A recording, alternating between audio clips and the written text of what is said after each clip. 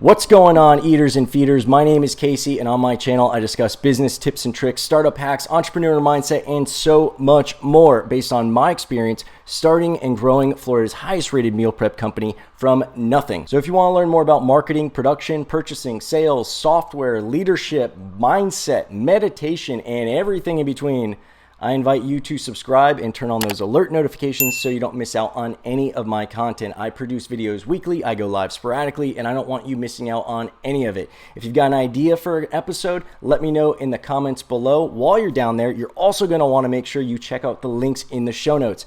Those links will give you access to so many more resources than I can fit into a YouTube video. I've got free calculators that teach you how to find all sorts of stuff that you can't see in your business.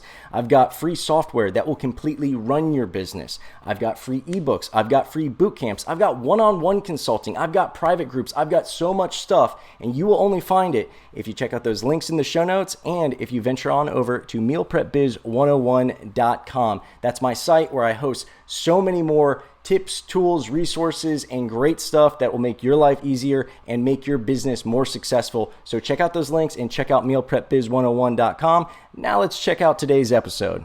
Welcome to our channel where we go behind the scenes for meal plan company Fit Food Fresh and other local businesses across South Florida. Make sure you hit the subscribe and alerts so you never miss a video, and hit us with any questions or suggestions.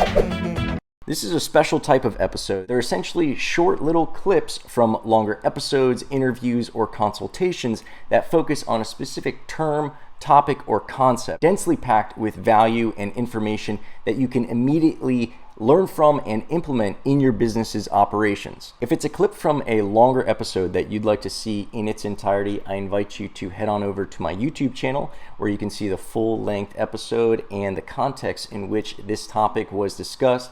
And if you'd like to book a one-on-one consultation with yours truly, I invite you to head on over to mealprepbiz101.com. Find my store. You'll be able to purchase and book a one-on-one consultation so that you and I can dive into your specific issues, ideas, and problems and see what we can come up with as far as solutions, information, and better arming you to move forward with your business operations. My theory is it's a lifestyle type of service. If I'm on for a week or 2 weeks or 3 weeks, I've still got food in the fridge that if I forget to order, I could throw together a sandwich. At 4 to 6 weeks and I'm a big statistics guy. I like data. So I see a huge uptick in retention at 4 to 6 weeks. That's because my theory is now the food in my fridge is gone. It's expired. I'm not eating it. I haven't been shopping in a while. If I'm on for 2 weeks, I just went shopping. I'm still used to it.